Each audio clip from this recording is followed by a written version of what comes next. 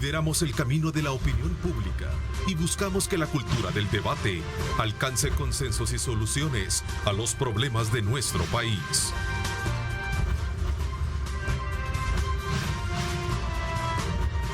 Diálogo con Ernesto López, edición especial. ¿Qué tal, amigos? ¿Cómo están? Qué placer enorme estar con ustedes esta mañana de día viernes. Gracias por sintonizarnos. Viernes 24 de septiembre. Como siempre, agradecemos a Dios Todopoderoso por darnos esa oportunidad. Lo reconozco siempre porque creo que debe de ser el centro de todas nuestras actividades. Además, a la par de este saludo, es imperativo, fíjense ustedes, colocar también un mensaje, un llamado a la reflexión a toda la población, a todos nosotros, para que no bajemos la guardia con respecto a las medidas para prevenir y evitar el contagio del COVID-19. Estamos experimentando nuevos casos muy cercanos del entorno de familia, de amigos, y yo creo que es importante, como les digo, no me voy a cansar todas las mañanas, tanto para entrar y salir de nuestros programas, de poder de alguna manera llamarlos a que mantengamos las medidas de prevención, usemos nuestros desinfectantes, ¿verdad? Nuestras áreas, evitemos de alguna manera estar en lugares de alta concentración, para que de alguna manera pues no nos veamos en esa penosa, digamos, situación como la que sé que muchos están viviendo en este momento y que a veces terminan en cuadros drásticos, muy duros, y que a mí en lo particular, con amigos cercanos, me ha tocado que enfrentar. Así es que, por favor, de verdad, pongámosle, como decimos a buen salvadoreño, ¿verdad? Y hablando de día viernes, pongámosle coco a la situación, ¿verdad? Bienvenido, Julio, ¿cómo estás? Gracias por acompañarnos.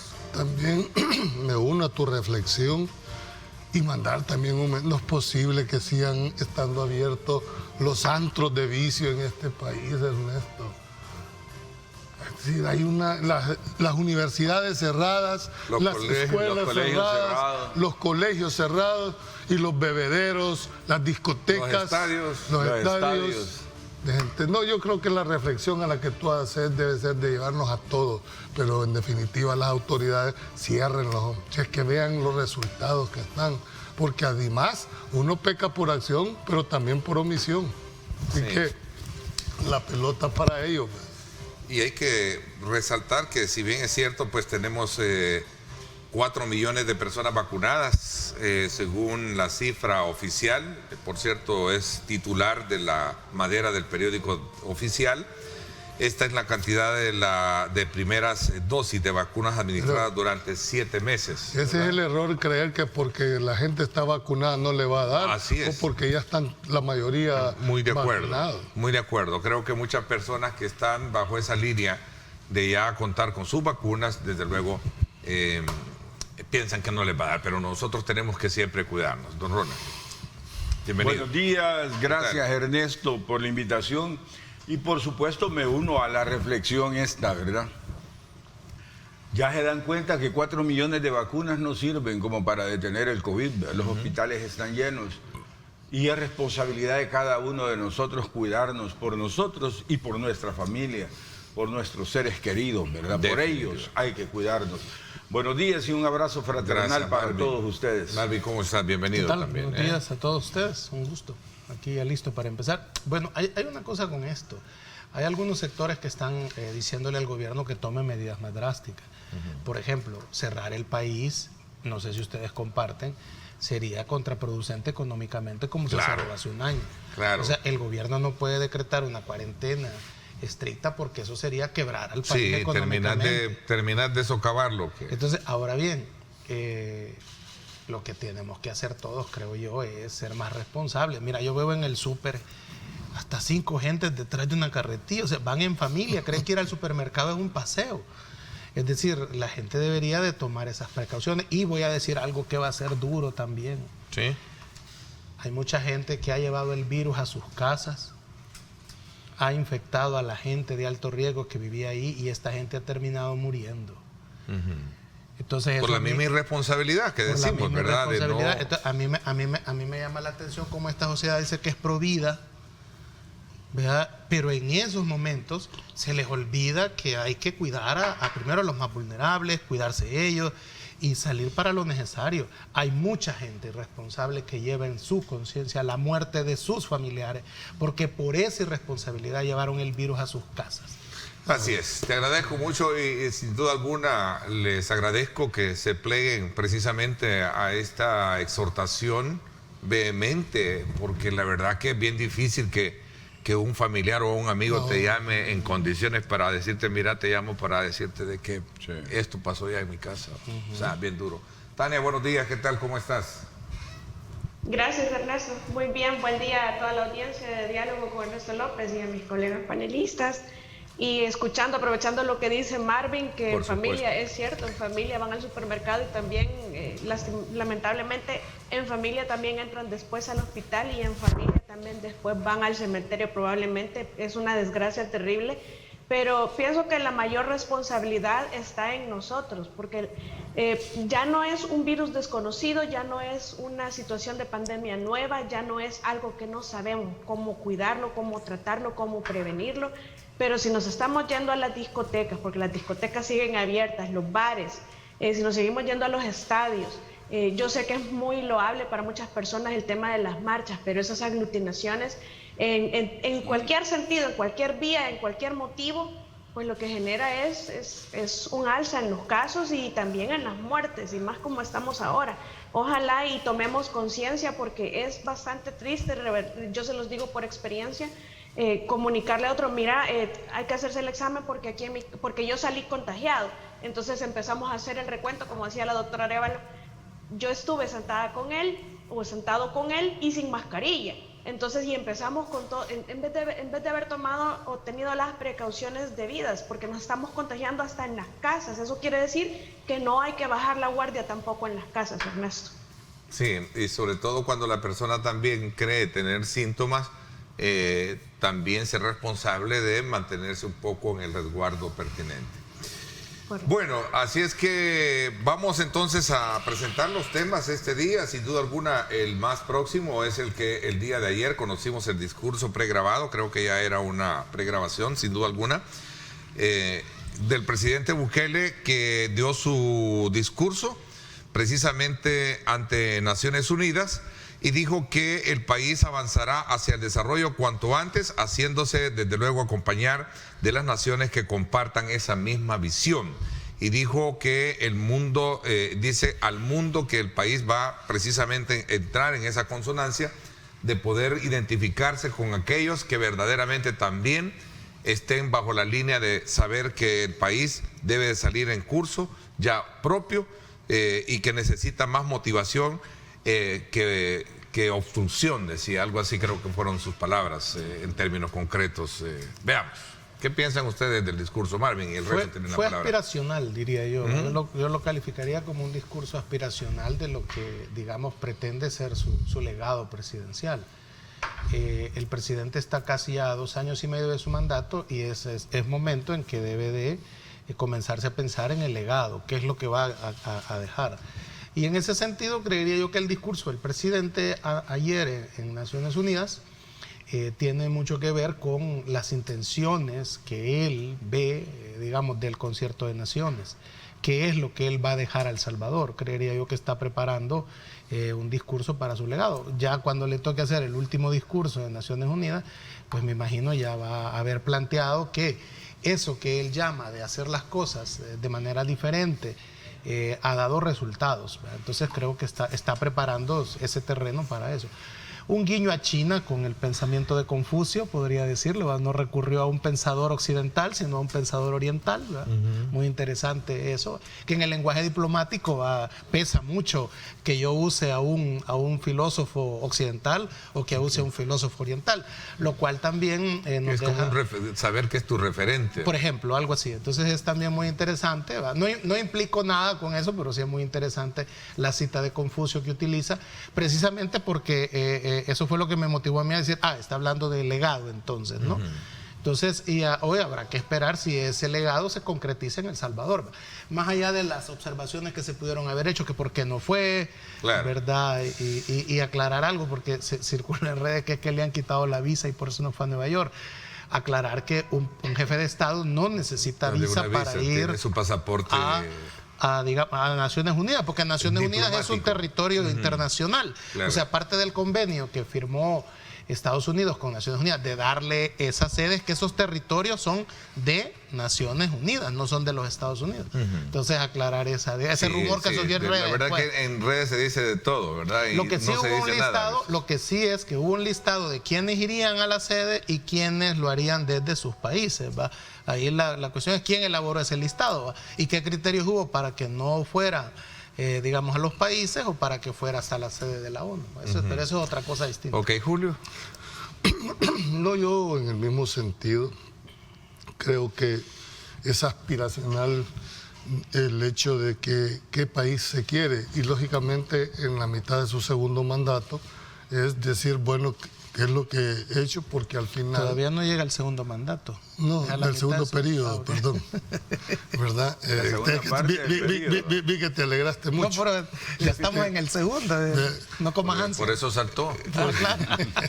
Entonces creo yo de que es precisamente donde todos los gobiernos hacen un alto en el camino para evaluar qué es lo que prometieron, qué es lo que han hecho y si es necesario hacer un golpe de timón a la forma de hacer. Entonces creo que sí, esa aspiración de un cambio donde ha sido caracterizado porque, dijéramos, las formas no son muy atractivas, ¿verdad? En ese sentido esperemos pues de que el próximo año, que es en realidad cuando ya todos los gobiernos van hacia abajo, se pueda hacer una mejor evaluación. Sí, resaltar lo último que dijo Marvin, es el hecho porque circuló que no habían invitado a El Salvador, pero argumentaron que eran medidas de seguridad por toda la pandemia y que se estaba tratando la manera de eso. Eso hay que dejarlo bien en claro, más allá del rumor que corre en las redes sociales, que no todo lo que se dice es cierto. Ahí se puede decir de todo. De todo un poco. Así es, Tania, y luego tenemos también ahí sus primeras impresiones en esto, porque me gustaría también más adelante concentrarme un poco en este factor que tiene que ver con la Cámara de Familia de Oriente, que ordena a la Corte Suprema de Justicia suspender el cese de los jueces como medida cautelar ante la demanda que fue presentada. Así es que, sin embargo, ya la Corte ya confirmó que ya hay más de 60 juzgadores que van a presentar su renuncia para beneficiarse con el bono de retiro. Pero ese es el tema mayor. Solo quiero tu opinión de lo que el día de ayer, desde luego, conocimos tras este discurso pregrabado en la que el presidente estuvo presente, digamos, en este evento de la Asamblea General de Naciones Unidas. Tania. Bueno, también estoy de acuerdo en lo que dice Elic Valdivieso, Marvin.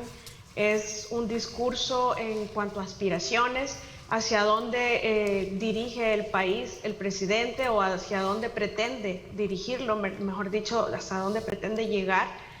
También es parte de la coyuntura, el mensaje de bueno, quien esté con nosotros, ahí vamos a estar, porque por la situación actual con el tema de Estados Unidos, con el tema de OEA, con el tema de todo el mundo pidiendo sanciones también para El Salvador. Es decir, es un poco de todo conjugado en un discurso, qué es lo que espera el presidente lograr o hacia dónde nos espera llevar. Y al final, como dicen también, no se trataba de una situación que El Salvador había sido retirado. A mí sí me da bastante tristeza leer este tipo de comentarios, aunado a los comentarios de que piden y claman y suplican sanciones para el país.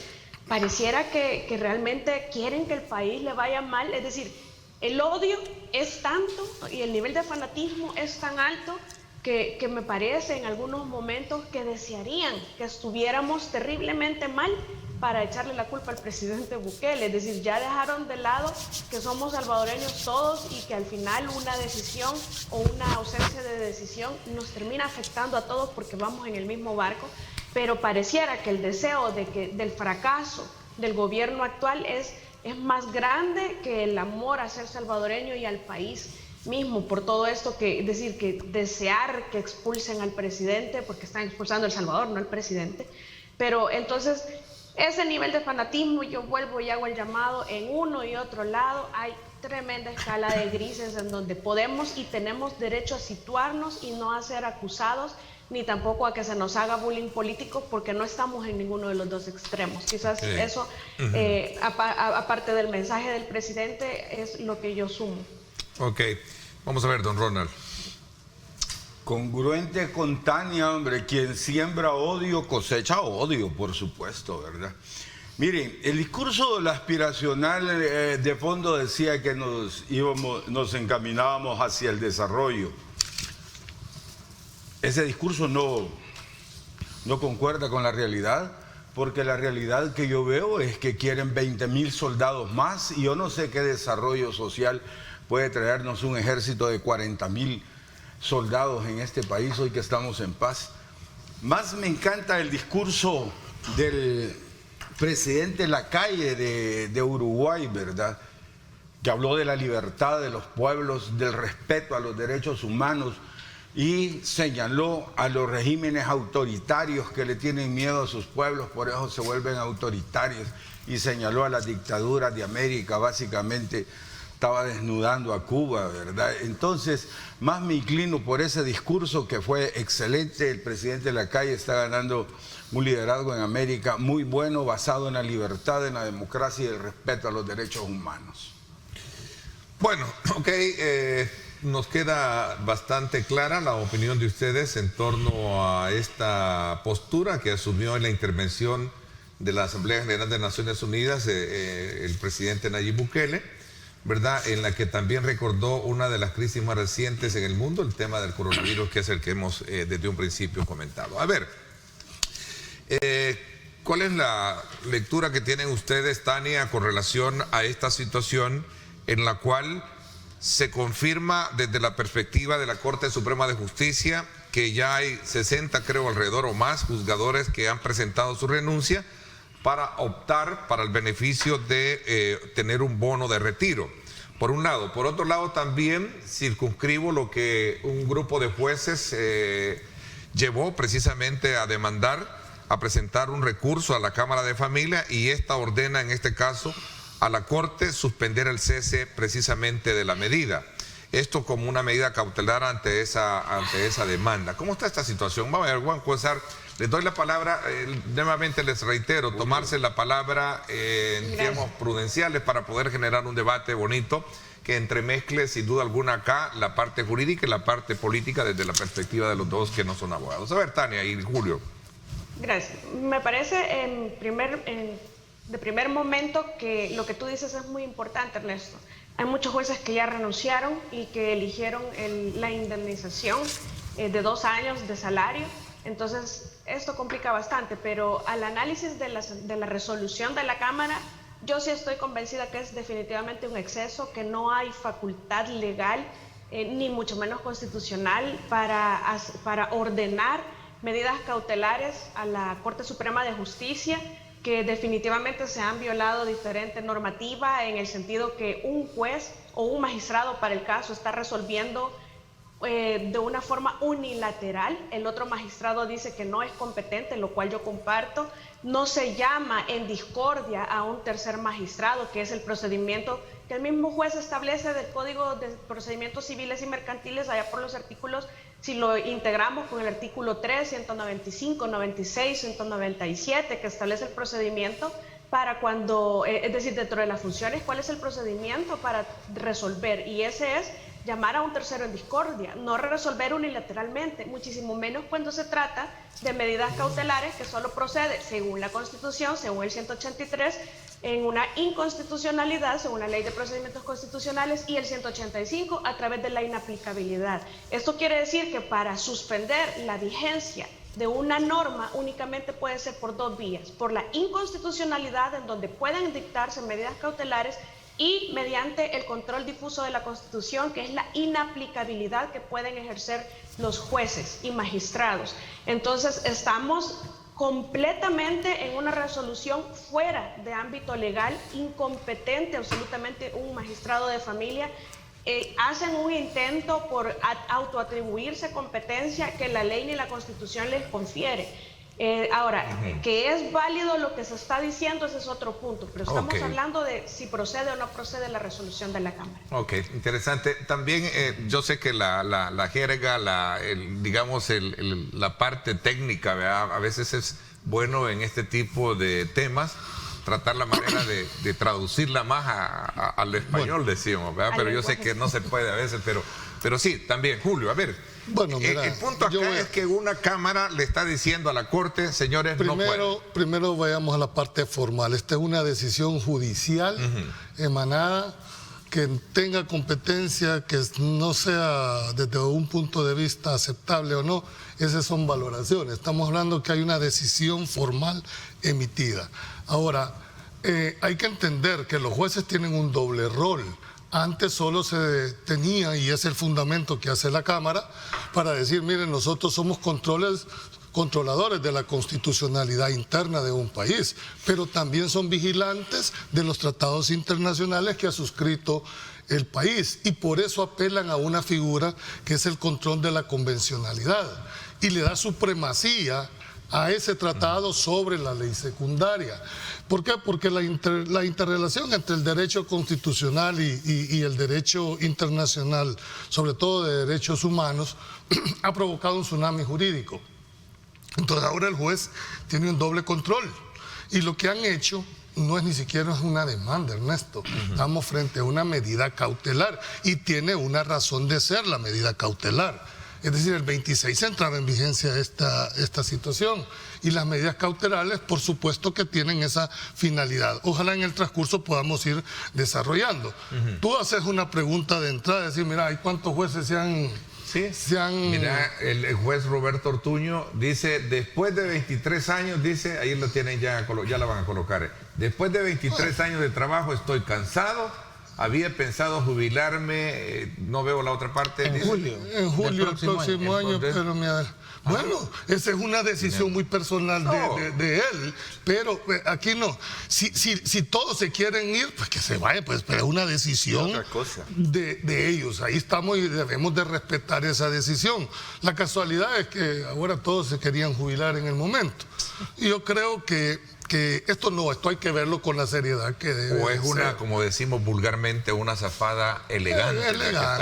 Porque al final saben que... Me voy a ir, por lo menos me llevo la plata. Sí, exacto. Pues, pudiera ser un chantaje del Estado a los jueces, hombre. Eso veamos, que termine en julio la parte. Yo quisiera ponerlo en este contexto. Va a ser interesante saber qué va a pasar frente a esta decisión. Porque mientras esa decisión no haya sido revocada, no haya sido anulada o simplemente inaplicada, continúa con todos los efectos jurídicos que para eso se ha dictado. La pregunta es, ¿van a cumplir eso? ¿No la van a cumplir? ¿Qué sanciones? Cuidado, El Salvador ha firmado tratados internacionales que estamos sujetos a sanciones internacionales también. O sea, no es cierto.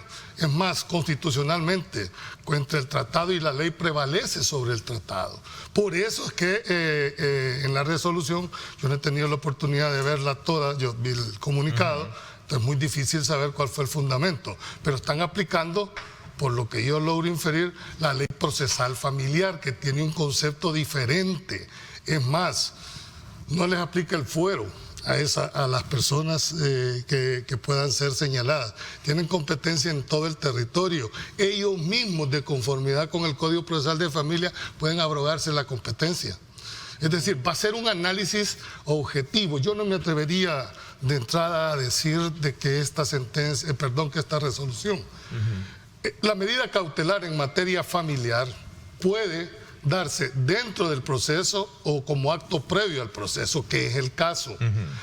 No hay un juicio, no hay una demanda todavía. Es una medida cautelar que fue solicitada como acto previo a la demanda, y tienen que presentar la demanda dentro de los 10 días de incubada. Así es que están calificando.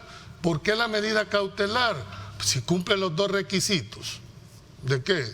de que el peligro en la demora y después en un daño emergente, por supuesto, que reúne los requisitos para la emisión. ¿De qué sirve emitir una medida cautelar si ya el decreto hubiera entrado en vigencia? No hubiera ningún problema. Ahora, que lo vayan a cumplir, no sé.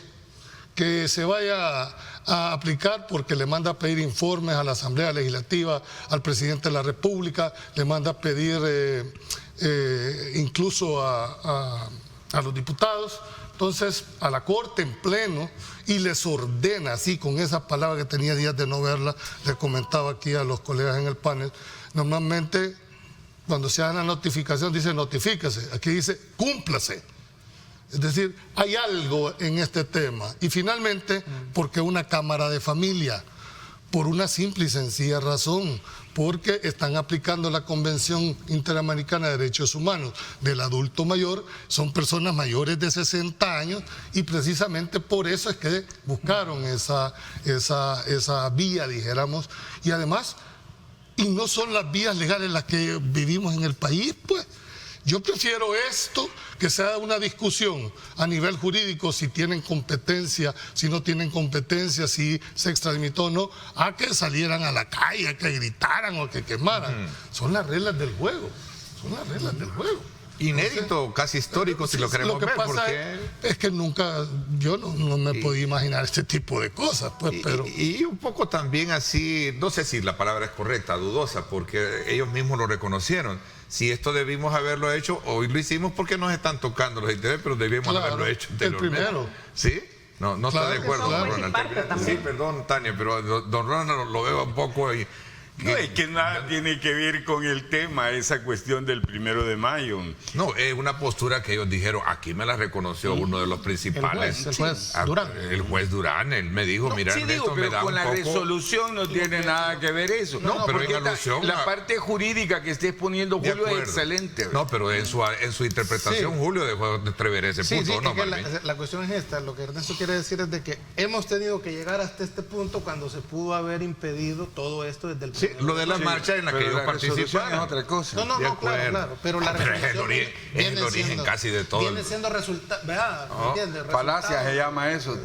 Julio, dale. No lo sé, no lo sé si es falacia, es parte del análisis, ¿no? No, pero ya terminó hace, Julio. Sí, yo creo que ahorita como primer hervor, ¿verdad? sí. Como primer acercamiento. Como primer hervor de lo que viene. Yo sí en esto quiero ser muy claro en mi posición. Aquí va más allá de un simple aplicabilidad o no de un decreto. Se me olvidaba decirme, por ahí unas de mis fuentes me comentaron que este tema fue conocido. Ya la aplicabilidad, parece ser que 5 magistrados no votaron el día de ayer, ¿verdad?, en cómo iban a aplicar. Ojalá se sepa, eso me lo dijo la fuente ayer, por lo tanto creo que cualquier decisión va a tener 10 votos. Hay algo... Te voy a dar la palabra si quieres, entramos ya al análisis político, ¿verdad? Entremezclando lo jurídico con lo político, para que nos extendamos después de la pausa comercial, ¿les parece? Vámonos a día viernes a conocer el tráfico gracias a Texaco Contecron, que nos tiene información de tráfico a esta hora de la mañana. Vamos y regresamos con más. Alcanza lo que creías imposible. No le pongas límites a tu motor. Ponle Tecron. Texaco Contecron. Libera tu potencial. Gracias por estar con nosotros. Recuerden, más de 100 años evolucionando para ser insuperables. Texaco Contecron, libera tu potencial. Nos vamos ahora hasta el sector de la avenida Jerusalén. Vemos una carga vehicular en esta oportunidad desde el sector del norte hacia el sur, para que usted vea cómo está el tráfico.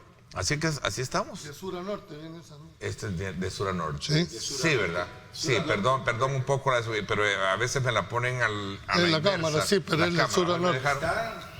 Para complicarte la vida. Para complicarme la vida, ¿verdad? Como decimos, pero es día viernes, no creo. Gracias, 7 de la mañana. Vea, tráfico bastante cargado sobre la avenida Jerusalén del carril que viene desde la zona norte hacia la conexión de El Redondel más Ferrer. Vamos a ver ahora el sector de Los Chorros. Ahí está el tercer carril segregado, el cual permite también dar una evolución pertinente a los vehículos que vienen de ingreso desde el occidente hacia Santa Tecla. Muy buena referencia para que usted la tome en consideración gracias a Texaco con Tecron. Vámonos entonces a una última imagen que nos dé y nos ponga en perspectiva cómo están las calles de la capital. Esta siempre es bien interesante conocerla, no solo por la belleza del baño de sol que recibimos a buena mañana, que viene siendo como una dosis de energía para que todos los salvadoreños le pongamos ganas a salir adelante, pese a todos los problemas que a lo mejor siempre van a estar presentes, pero somos resilientes, ¿verdad?, para poder superar cualquier adversidad. Cabal. Así está el tráfico que conecta 4 arterias principales, Paseo General Escalón, La Constitución, tenemos la avenida Manuel Enrique Arago y allá en la parte superior de su pantalla ve al fondo lo que es la Alameda Roosevelt. Tráfico bastante fluido en este sector. Gracias a Texaco con Tecron, este fue el informe vehicular. Alcanza lo que creías imposible. No le pongas límites a tu motor. Ponle Tecron. Texaco con Tecron. Libera tu potencial.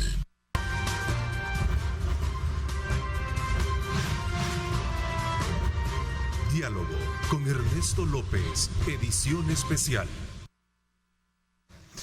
Bueno, gracias nuevamente por estar con nosotros a esta hora de la mañana. Agradecemos a todos nuestros buenos amigos que nos están enviando sus comentarios. Eso es bien importante, sobre todo porque una de las principales misiones que tenemos y objetivos como medio de comunicación es saber interactuar con ustedes. En la medida que ustedes den aportes importantes y dejen a un lado los insultos, las difamaciones y el descrédito porque aquel no piensa igual que yo, creo que eso es bien negativo y por consecuencia bien recibido aquellos comentarios de aportes muy importantes. Dice acá un televidente ya en el análisis político y me está dando un poquito el espacio como lo hizo Marvin de decir, sí, hay razón en lo que decía el juez, que hoy están sufriendo lo que pudieron ellos desde un principio haber parado, desde que cuando dijeron de que el 1 de mayo hubiesen saltado ellos como jueces para decir una postura de que estaban en contra de lo que había pasado, Marvin. Y don Ronald, tienen la palabra. Hay una cosa interesante. ¿No? En un primer momento, Tania, me pareció interesante lo que tú mencionaste sobre el tercero en discordia, pero creo que Julio ha refutado esa posición del tercero en discordia porque esta es una medida cautelar y el tercero en discordia aparecerá cuando haya que dictar sentencia o cuando ya esté el juicio, la demanda. Entonces, en este caso, lo que estamos viendo es, primero, algo histórico, ¿verdad? Me gusta que sea San Miguel el que haya generado este debate jurídico interesante. Y no es la primera vez, fíjate, no es la primera vez. Ya cuando San Salvador... Va a ser ya solo falta decir que va a ser el Izalco moderno, ¿va? No, pues sí. Donde saltaron en el 22. También en el occidente. ¿Qué es eso? Pero la cosa es esta. El levantamiento de Izalco, solo falta compararlo con el levantamiento de Izalco del 22. Va a decir que la catedral de Santana de San Miguel. Del 42 fue, ¿verdad? Sí, 42. Entonces, no, pues sí, o sea, es decir, es histórico. Hay muchos eventos en que San Miguel se ha revelado a lo que San Salvador dice, ¿verdad? Entonces es interesante, pero más allá de esta parte histórica, creo yo que nunca como en este debate, Julio, al escucharte a ti y a Tania, lo jurídico es político. Entonces tú decías, ¿se va a cumplir o no se va a cumplir estas medidas cautelares? Es que lo que estamos viendo aquí es que estas medidas cautelares de la Cámara de Familia de San Miguel están sentando un precedente, están sentando las bases para en el futuro hacer un juicio a los magistrados que tomaron una decisión que puede llegarse incluso a considerar como delitos contra el Estado, ¿verdad? El haber, digamos, autorizado la reelección inmediata. En ese sentido, creo yo que lo que estamos viendo acá es, y la preeminencia del Tratado Internacional sobre las leyes, que tú lo has expuesto muy bien, lo que les está enviando a los magistrados es, señores, ustedes pueden ahorita ignorar esta medida cautelar, ustedes incluso pueden reunirse a la Corte Plena y destituir a ese magistrado, ¿verdad? Podrían, ¿verdad? Pueden emitir una sentencia al azar en lo constitucional anulando todo, ¿verdad? Entonces, pero en el futuro van a tener que responder porque esta medida cautelar, porque esta acción violatoria de los derechos humanos, no se ha acatado. Además, ellos van a ir, entendería yo algunos, a la Corte Interamericana de Derechos Humanos y esta medida cautelar sirve allá como, por decirlo así, prueba testimonial en contra de que se han violado los derechos por parte de, digamos, o la Corte Plena o la Asamblea Legislativa, que es la que aprobó la ley. Entonces estamos frente a tú lo decías muy bien, es mejor que pasen estos debates jurídicos y esperaríamos que la contraparte, es decir, la Corte Suprema o la Asamblea Legislativa, respondan con un argumento todavía más monumental. La Asamblea Legislativa. Claro. Con un argumento, hay abogados, se supone, hay abogados jóvenes, ¿no? Entonces, con un argumento monumental, jurídicamente hablando, que vote, por ejemplo, la explicación que la Cámara ha dado, por la cual una Cámara de Familia que cualquiera puede decir a primera vista, ¿y esto qué onda? Si estos solo son para asignar cuotas de alimenticias y alimentos congros, ¿qué están haciendo aquí?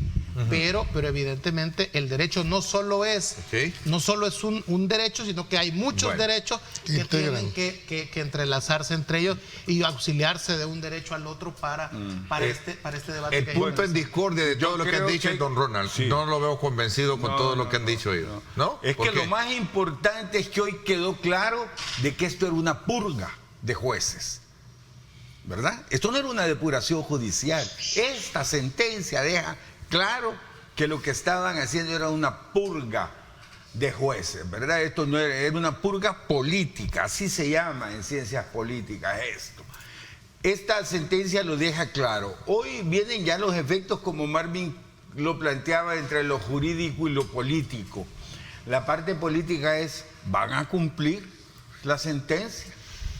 Esto le correspondería a la Corte Suprema de Justicia, ¿verdad? ¿La van a cumplir o no la van a cumplir? Porque eso ya dejaría claro en qué tipo de Estado estamos, en qué tipo de Estado vivimos. Cine Blanco dijo que estas declaraciones, veámosla, un poco para reforzar lo que usted está planteando. Sí, por supuesto, claro, interesante lo del doctor Sidney. Dice: serán falsos jueces y magistrados los que estarán en los despachos. O sea, las nuevas contrataciones. Los nuevos, pues sí. Es que mire, vamos a ver, 250 jueces más o menos van a echar. Julio hacía una exposición muy interesante un día de estos que a mí me quedó muy clara. Hacer un juez no es una cosa de la noche a la mañana. Un juez se hace en el tiempo, con la experiencia y con todos los estudios que van acumulando. Entonces, quitar 249 jueces, ¿a quiénes van a poner? A gente del partido, abogados nuevos que nunca han estado en un juzgado. Van a desechar 249 jueces. ¿Por qué? Eso es una purga política. ¿Para qué? Para poner los míos, para poner los jueces que me hagan caso. Esto es un peligro para la nación. Este es un peligro para los ciudadanos. Ya cooptaron la Fiscalía, ya cooptaron la Corte Suprema de Justicia, ya cooptaron la Asamblea Legislativa, ya cooptaron la Policía, ya cooptaron el Ejército y hoy van por los jueces. ¡Qué terrible! ¿A dónde puede ir un ciudadano a protegerse legalmente, jurídicamente en este país? A ninguna instancia. Esto se acaba. Hoy hay que ver, ¿van a cumplir o no van a cumplir? ¿Estás de acuerdo en eso, Tania, de lo que está diciendo Ronald? Yo quiero decirle a la población algo para que vean el sistema que tenemos. Si decidieran no cumplir, en el caso que la orden fuere procedente, que yo no, de la medida cautelar con la que yo no estoy de acuerdo que lo es, pero en el supuesto que se desobedezca una orden legalmente emitida, la sanción penal es de 6 meses a 1 año máximo. Es decir, aquí en El Salvador tenemos un código penal que sale más barato robarse $300 millones que hurtarse un carro ajeno, porque se pagan 15 años de cárcel por uno, pero 5 por el otro, y no se devuelve el dinero.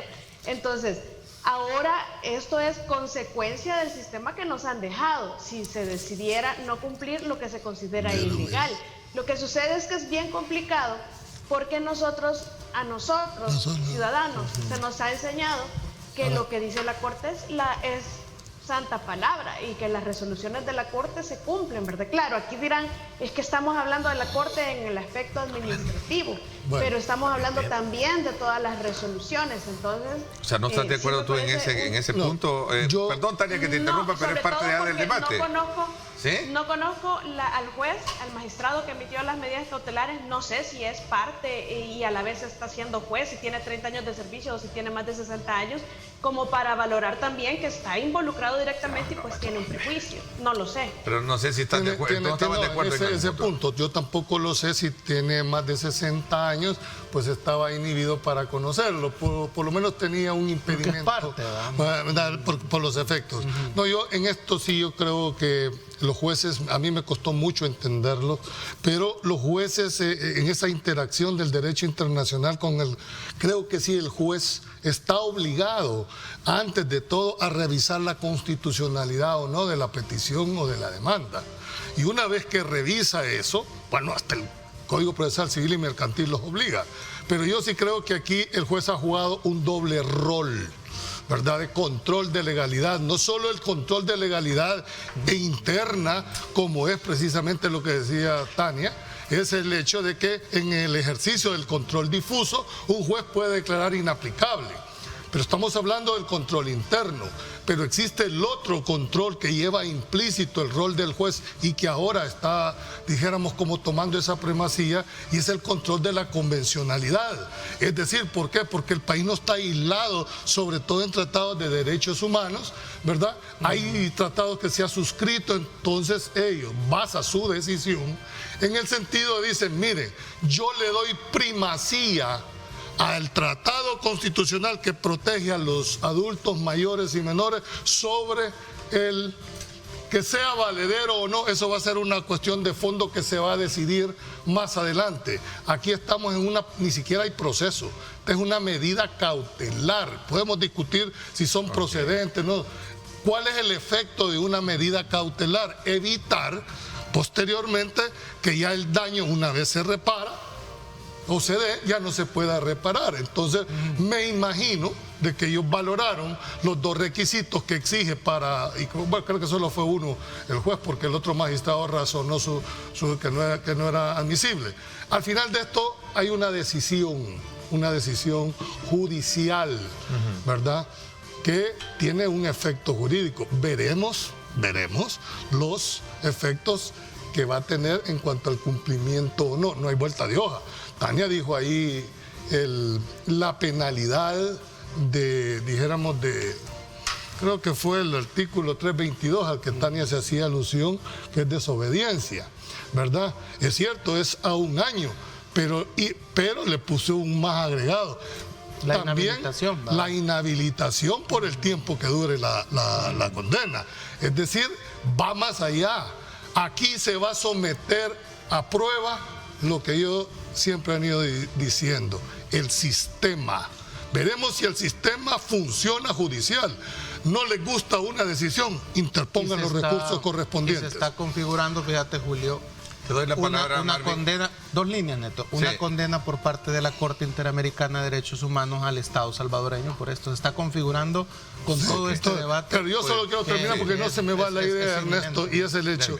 Yo no estoy diciendo si el decreto es legal, si el decreto me gusta o no me gusta. Estoy planteando desde el punto de vista procesal, ¿verdad?, qué es lo que está pasando. Veremos más adelante. Ok. 7:18, vamos a la pausa y regresamos desde luego con más desde análisis político con relación a estos elementos o piezas jurídicas que están ahí en torno a esta polémica decisión de la aprobación de un decreto para poder establecer reformas a la ley orgánica judicial, a la ley, sí, ¿verdad?, ley orgánica judicial, luego los recursos interpuestos y luego la decisión de la Corte que desde luego ya avaló y tiene ahí la disponibilidad del dinero para poder de alguna manera indemnizar a aquellos que se acojan a este decreto. Y por eso lo hicieron. Yo creo porque muchos se van a acoger a ese decreto. Sí. Pero ese es voluntario, esa es decisión personal, ¿verdad? De que si alguien quiere irse. Ok, te doy la palabra, Marvin, cuando regresemos. También lo veo con muchas ganas a don Ronald de opinar con relación a ese tema. Voy a la pausa, volvemos.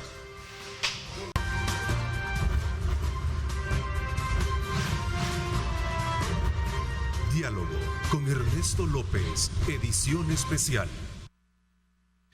Bueno, gracias nuevamente por estar con nosotros, porque usted lo sabe, rico café. Ahí está, ¿verdad? Para que usted lo pueda saborear todas las mañanas y a cualquier hora.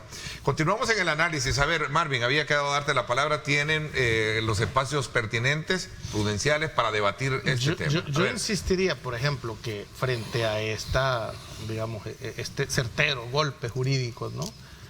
Comentábamos en la pausa de que es evidente que quienes han diseñado esto son cerebros jurídicos, lo cual es interesante. Demanda por parte de la contraparte, la Asamblea Legislativa, que es la que ha hecho la ley, una argumentación de tipo similar o más, que pueda refutar estos argumentos jurídicos. Ahora, lo peor que podría hacer en este caso, digamos, la Corte Plena es destituir a este magistrado. Porque cuando no hay argumentos jurídicos, bueno, lo destituyen para que se cambien esas medidas cautelares. No, también le puede dar COVID. O también va. Entonces, y posiblemente también una sentencia. Yo hubiera esperado hoy viernes una sentencia de la Sala de lo Constitucional anulando, digamos, ¿verdad?, esas medidas cautelares, ¿verdad? Entonces, pero entiendo que eso no se puede, ¿verdad? Pero primero entendamos, es decir, hay procedimientos para impugnar las decisiones que no nos gustan. Pero cuando no tenés argumentos. Pero estás hablando de medidas de hecho. Yo sobre medidas de hecho no te puedo opinar, porque entonces apaguemos la luz. Sí, estamos hablando de medidas de derecho. Hay una decisión cuestionada por unos y a favor de otros. ¿Qué es lo que queda? Pues impugnarla, hombre. Ocupar la segunda instancia. Como es contra el Estado, la Cámara conoce en primera instancia, la Sala de lo Civil va a conocer en segunda instancia y la Corte en Plena con exclusión de la Sala en casación. Entonces, ¿qué es lo que debe de hacer si no está ahorita? Van a retardar un poco más la entrada en vigencia. Eso es lo que se va a pretender. La van a impugnar y si la Sala de lo Civil estima que lo actuado por la ley, se la va a revocar. Pero son los mecanismos que establece nuestra ley, pues. Claro, que deberían de activarse y vamos a ver los argumentos que la Sala da. La Sala de lo Civil da refutando el tratado internacional, ¿va? Por eso te digo, pero más que todo esto son las bases para que la Corte Interamericana de Justicia condene al Estado de El Salvador en el futuro por esta violación a los derechos humanos de los funcionarios. Claro. ¿Verdad? Y a los que tomaron la decisión de hacer esto. Mira, yo veo el periódico ese del gobierno resaltando lo de los jueces que han renunciado. Estemos claros que esto es un chantaje de parte del Estado para los jueces, ¿verdad? Es un chantaje. Aquí no tiene otro nombre esta cuestión. Y cuando yo le preguntaba a alguien, mire, y a ustedes ahí en el gobierno, cuando los despiden, ¿cuánto les dan? 6 meses, me dijo. Y no nos lo pagan de un solo, me dijo, es un problema. 6 meses. Y hoy 2 años. Ok, ¿les vamos a dar 2 años a todos? ¿Vamos a hacer justicia? Y a los fiscales que ahí van también. ¿Y a los fiscales les van a dar 2 años? ¿O los fiscales solo 6 meses y los jueces 2 años? Es un chantaje claro. Quieren los puestos de los jueces. Es una purga política desde cualquier punto de vista. Y echan mano de todo. Y alguien decía, un juez por ahí, no dijo, yo mejor voy a agarrar el pisto porque de todas maneras nos van a echar tarde o temprano con esta justificación o con otra. Van tras los cargos de los jueces. Eso es lo que en el fondo están pretendiendo. Entonces, esto versus el discurso de Naciones Unidas no concuerda. Esto no nos lleva al desarrollo humano, esto no nos lleva al desarrollo de la democracia. Al contrario, esto es una violación a los derechos humanos de los jueces. Nadie puede coartarle el derecho a ninguna persona, nadie puede coartarle el derecho al trabajo a nadie, ni aquí, ni en China, ni en Rusia.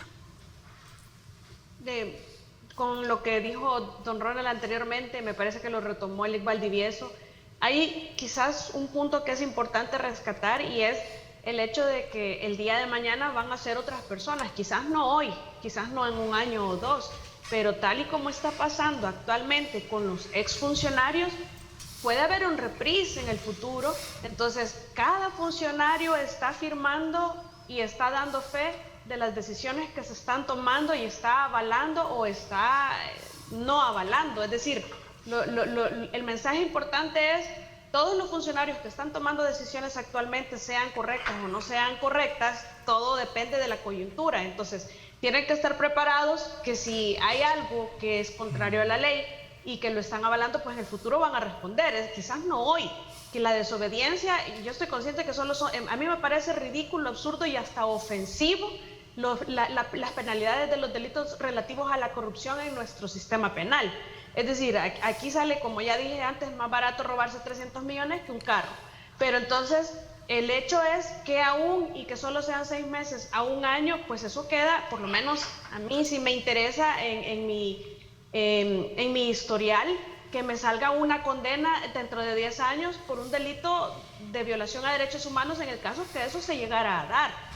Entonces, al final del día, tienen que hacer reflexión cada uno de los funcionarios dentro de cada una de las instituciones, porque en el aspecto de la indemnización a fiscales me parece que es una gran desigualdad lo que se está ofreciendo como oportunidad de retiro, porque a los fiscales no se les está ofreciendo nada, y los fiscales arriesgan su vida a diario en los casos, al igual que los policías. Entonces, ¿por qué merecen menos indemnización que los jueces? Y no quiero con esto tampoco desmeritar a los jueces. No, pero tienes razón, es la misma situación. Pero no, es la misma situación. Además, hay un principio de igualdad constitucional. Y si lo traducimos, dijéramos a lenguaje, o todos arriba o todos abajo, pues, o todos legítimos o todos entenados. Yo quiero como parafasear esto, porque yo creo que la Asamblea debe de reflexionar cuando crean leyes. Ahí modificaron la conducción temeraria y lo incrementaron a 6 años, ojo, 6 años, ¿verdad? ¿Por qué lo quiero? Porque no hay una proporcionalidad. Tania acaba de decir, hay delitos de corrupción que tienen menor pena que el de conducción temeraria.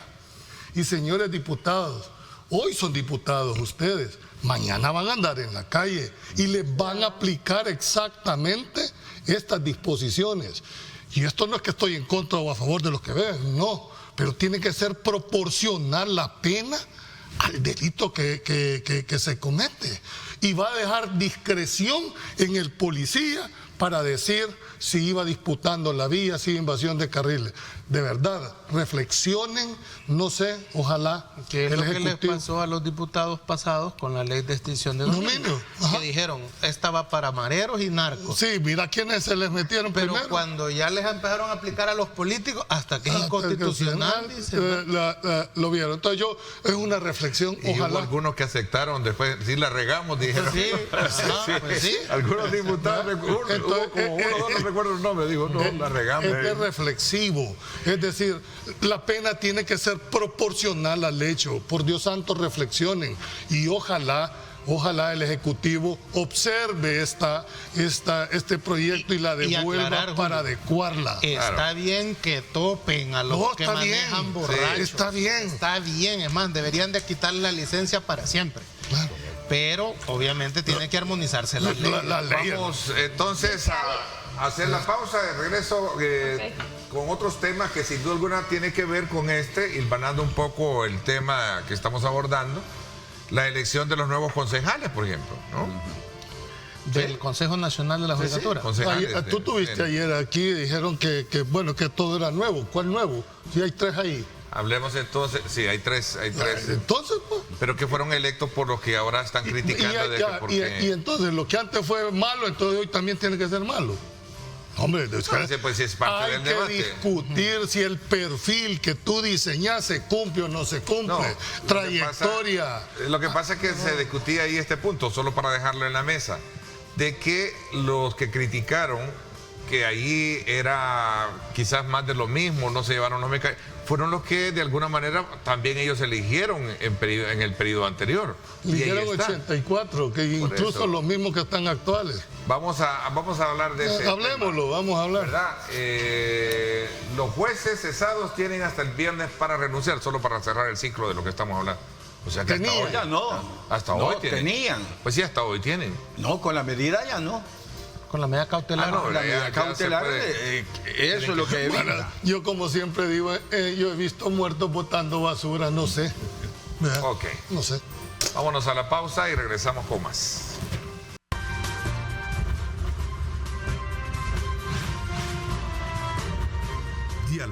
con Ernesto López, edición especial.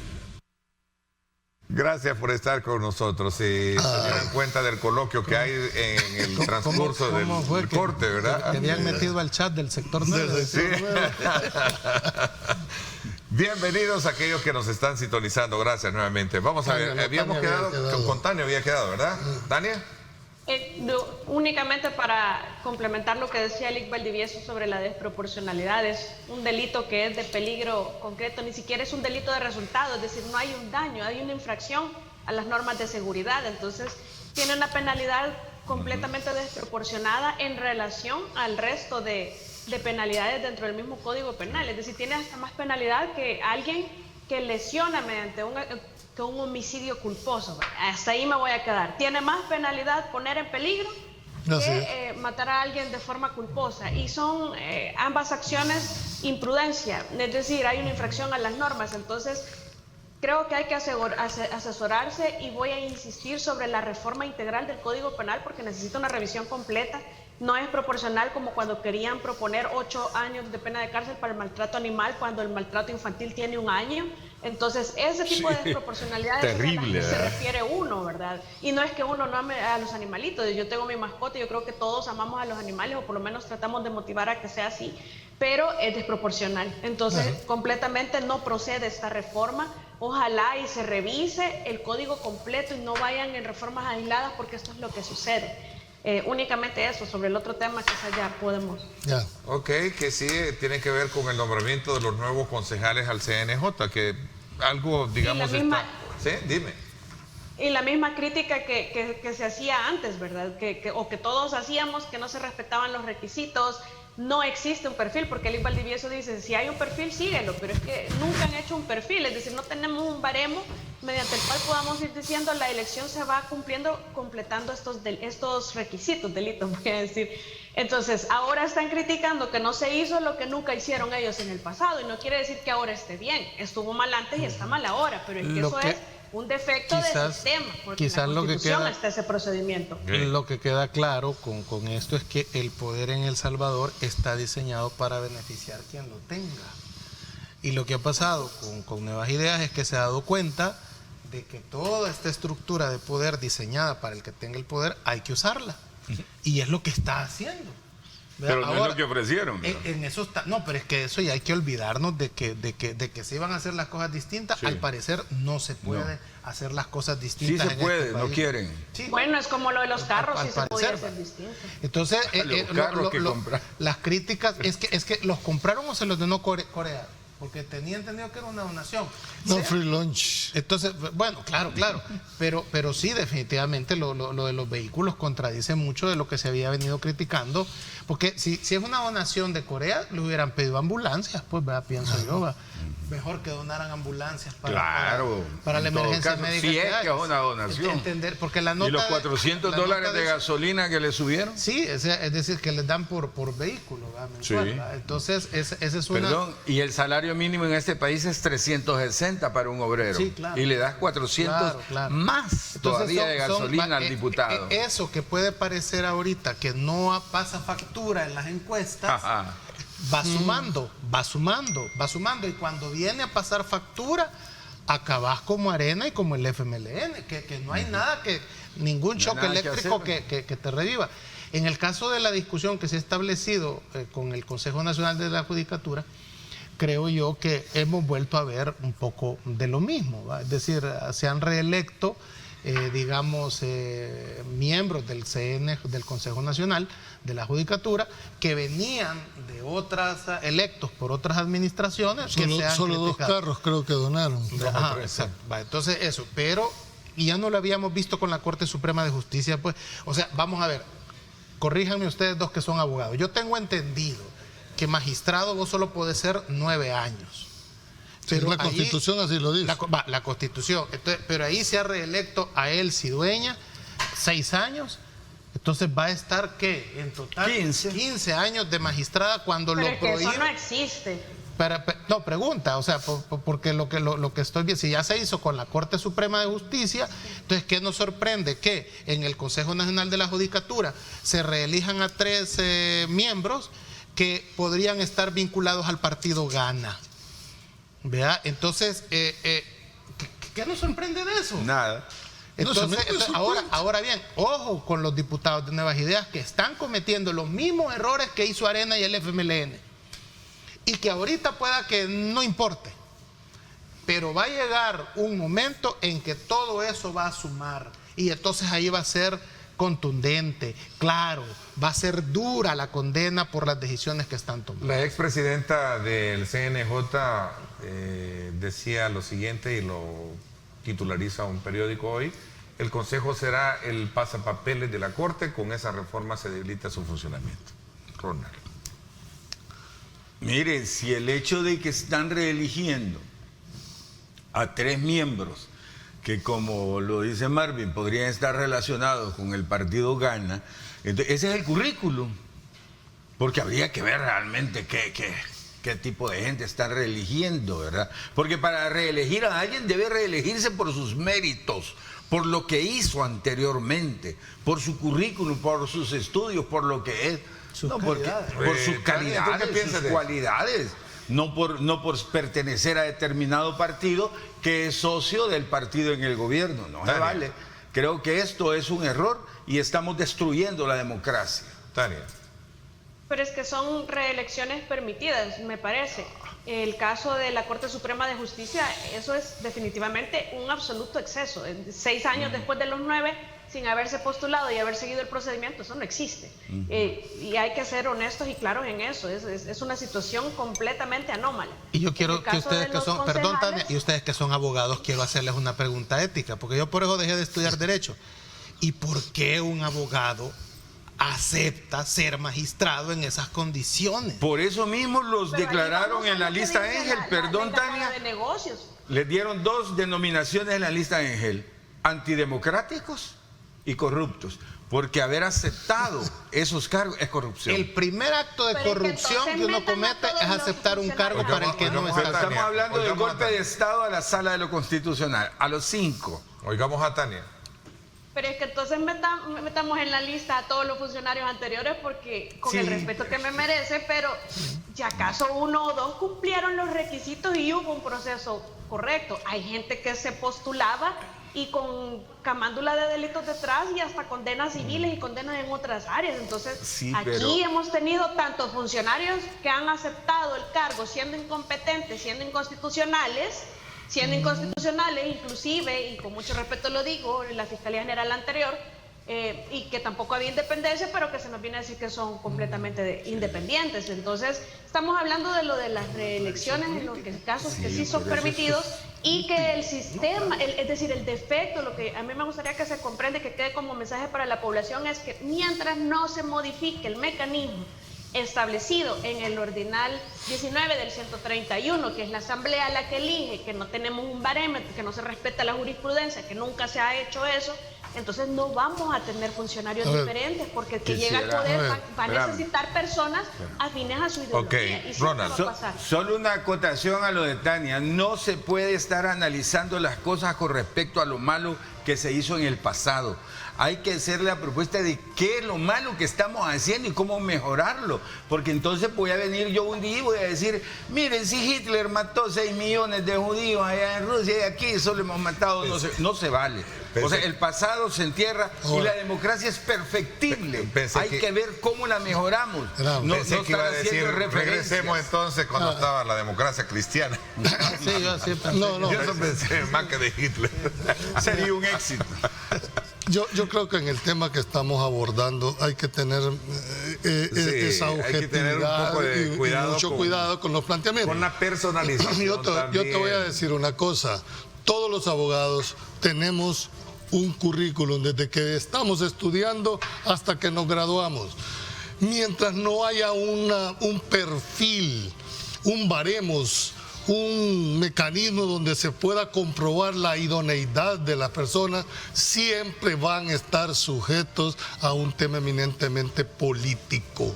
Llega gente que no debería llegar. Aquí han habido magistrados que primero estarían más capacitados los jueces de paz que los propios magistrados.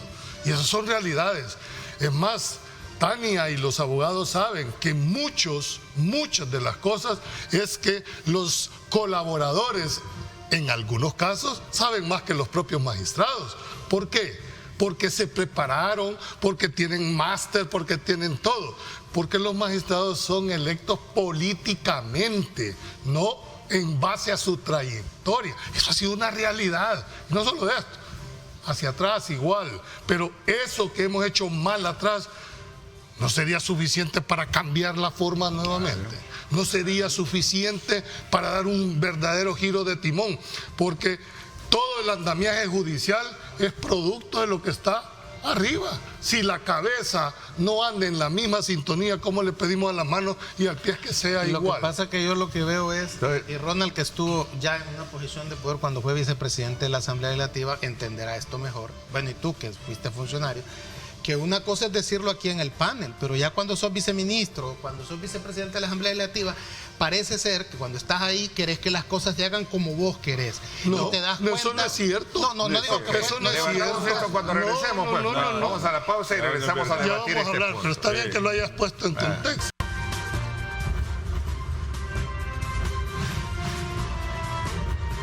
Diálogo con Ernesto López, edición especial.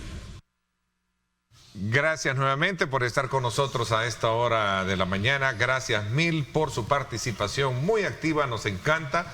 Saludos muy cordiales a nuestros buenos amigos en Chalatenango, nos están viendo en el mercado. Dice, qué bonito, y digo mercado porque se activan muchísimo los televisores o monitores en estas áreas comerciales, así es que un saludo muy especial a nuestros buenos amigos allá.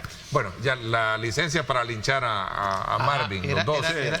Era esto, o sea, Sí. cuando ustedes son funcionarios, ustedes se topan con que el poder lo tienen y dicen, bueno, pues si este no se alinea con lo que yo digo, pues hay que quitarlo. O echamos una señor, ley, una hay un resolución. articulito ahí, pasa que nadie lo lee. El artículo 86 de la Constitución.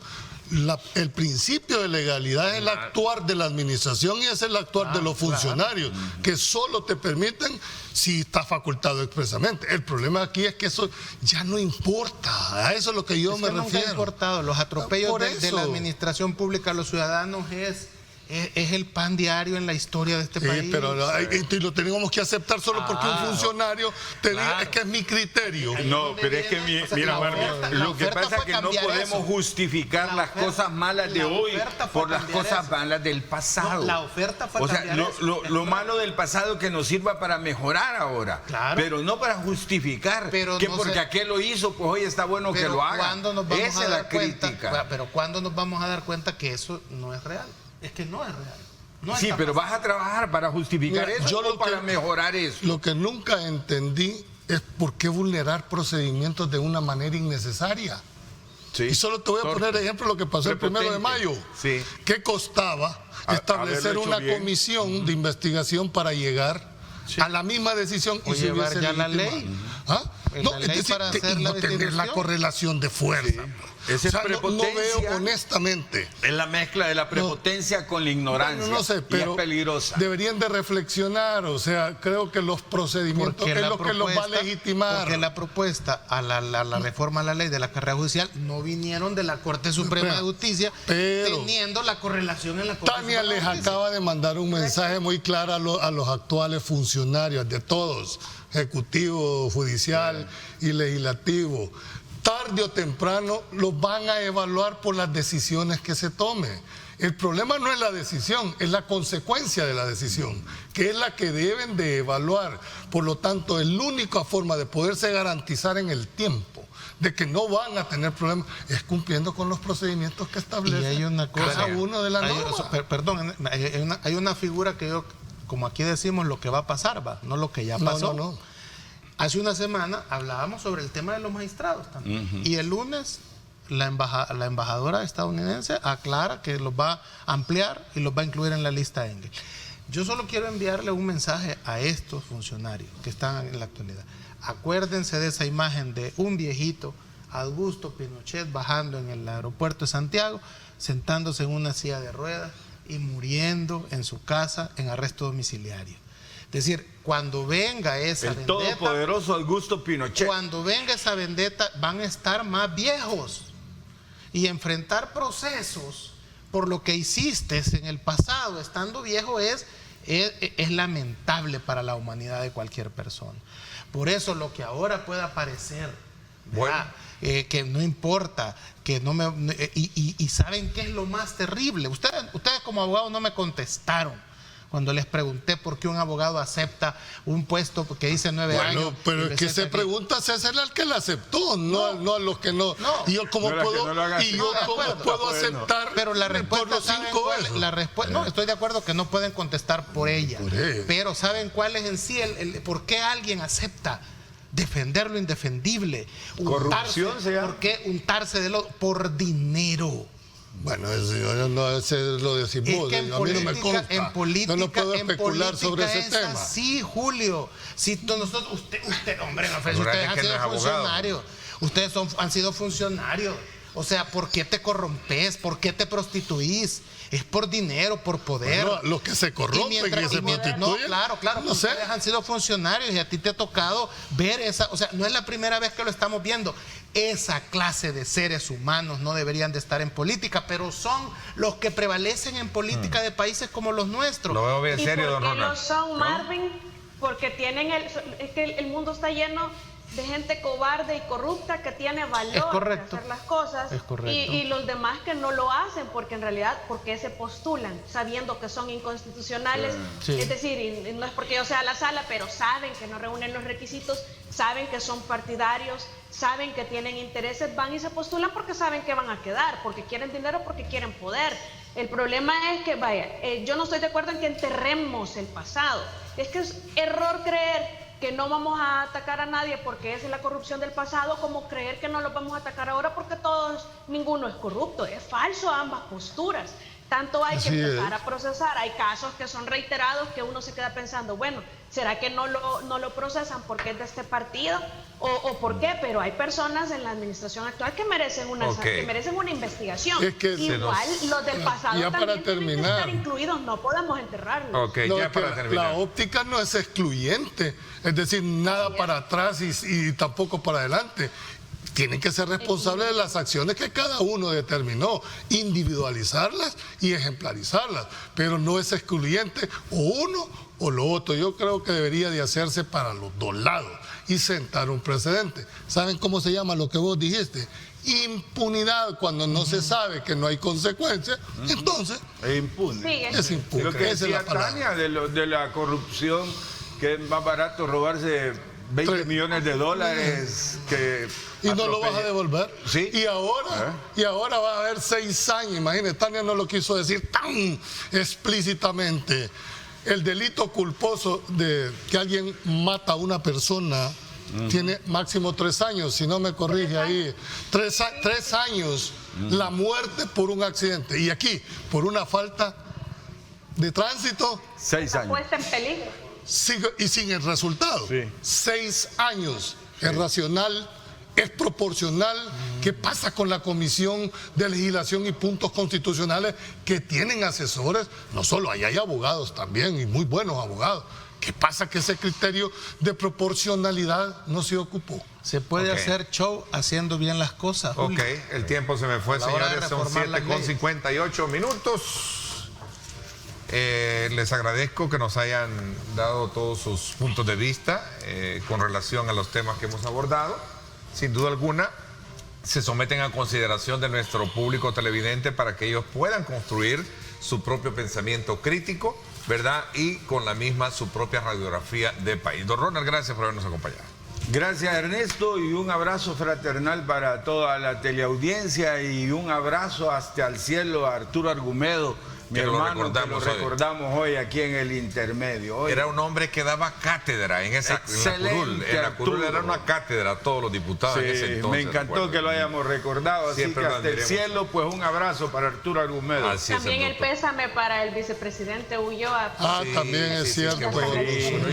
Yo se lo di a nombre de todos ustedes también ayer, ¿verdad? Pero sí, vaya para el vicepresidente de la República, Félix Ulloa, nuestras condolencias por la irreparable pérdida de su querida madre el día de ayer, una destacada maestra de Chinameca, muy conocida en aquel sector. Bueno, gracias Marvin, gracias también a ti, Julio, y también a Tania, muchísimas gracias. Deseamos lo mejor también para Juan José Martel, ¿verdad? Sí. Que esté pronto recuperándose. Recuerden, no bajemos la guardia del COVID, es importante estar siempre con las precauciones del caso. No hay que bajarla. Gracias. Dios, Tania, gracias. No vayan a las discotecas ahora. Sí, gracias. Pásenla bien y como siempre recuerden lo más importante, amar a Dios sobre todas las cosas. Lideramos el camino de la opinión pública y buscamos que la cultura del debate alcance consensos y soluciones a los problemas de nuestro país.